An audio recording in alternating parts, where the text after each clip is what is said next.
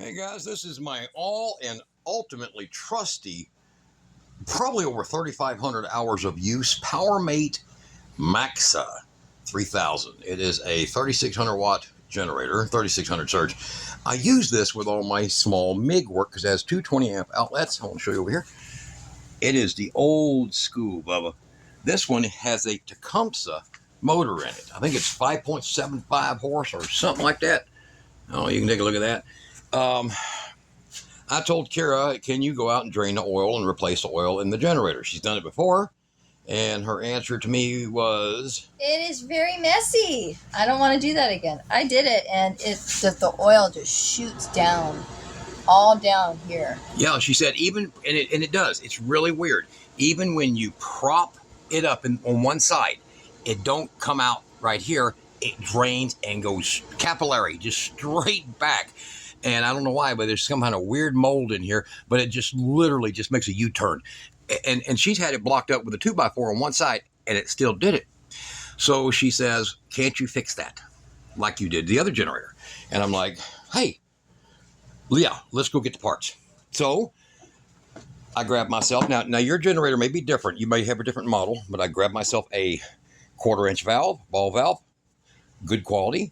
1/4-inch all threaded nipple for it. You can use brass. I recommend galvanized, believe it or not, it's stronger. And just a little air tool part right there. What do they call it? The female 1/4-inch air socket, M style or whatever it is. Yeah. To put in the other end of it when we do the draining, and we will reuse the plug, which is 1/4-inch, because this is a Tecumseh motor, and there's a lot of them that's the same. So you'll have to check what yours has, check its thread count, check what it uses, and you can do the same thing by either getting an adapter, a little brass adapter. And I'll put below the video, I'll put a link to all these parts. I'll even put a link to the brass adapters that you can use. Okay. Now, once you get the oil flowing out with the thing tipped a little, this setup won't allow it to go backwards, and we're going to show you that. So, all right, our first step is going to be go ahead and get it propped up into the air. So I'm going to get this thing up, all the way up in the air here. Hold on here. And yeah, it's all right. I'll grab it. It's going to be turned up pretty high because it's got oil in it right now. Okay.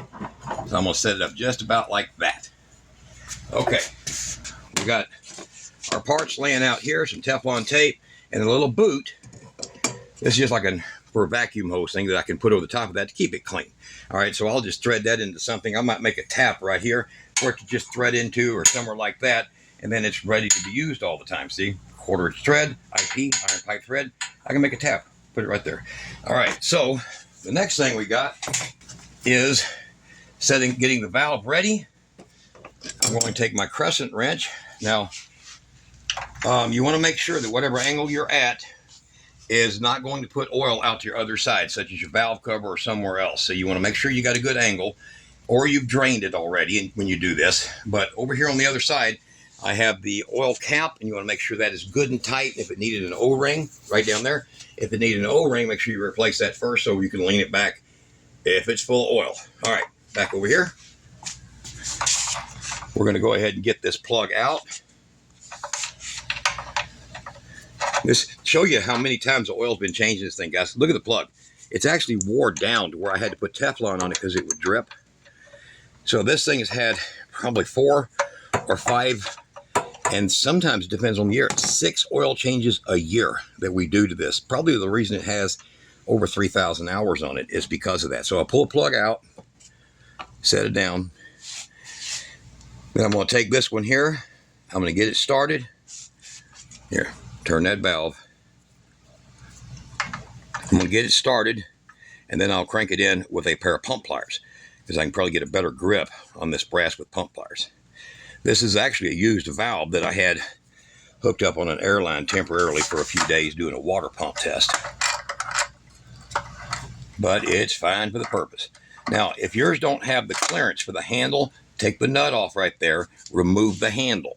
Got it? Take the little nut, pull that handle off, and get it out of your way if it's like hitting things, or use a slightly longer pipe nipple on it, or you can use a street 90 that would be threaded on one end, and then a 1/4-inch female threads like these on the other end and spin that on and put it over here and then put the valve on it. So you can just imagine, look at yours and see what yours is going to require.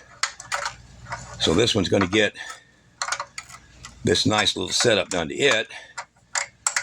And this one here does not have a working oil sending unit. It is a discontinued item and you can't find it anywhere.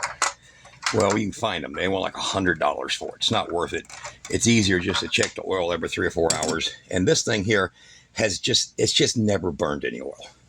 I mean, if I put in 1.1 whatever quarts, by the time that we're ready for a change after 60 hours, that's what we run at 60 to 80 hours, we'll change oil. But by the time I'm ready to do that, it's never gotten low.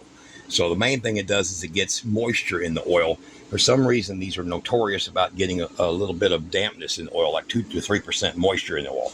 And it still never hurt the motor, though. Tecumseh, for being a Tecumseh, makes a big difference. All right, so we're going to lower that down.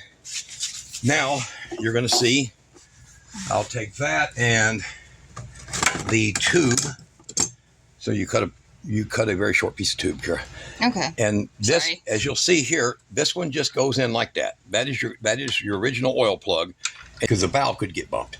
All right, now we're going to take this one, and this is the one that is just hand tight, like that. You pull that off, put this on, and I'll move that plastic back a little bit.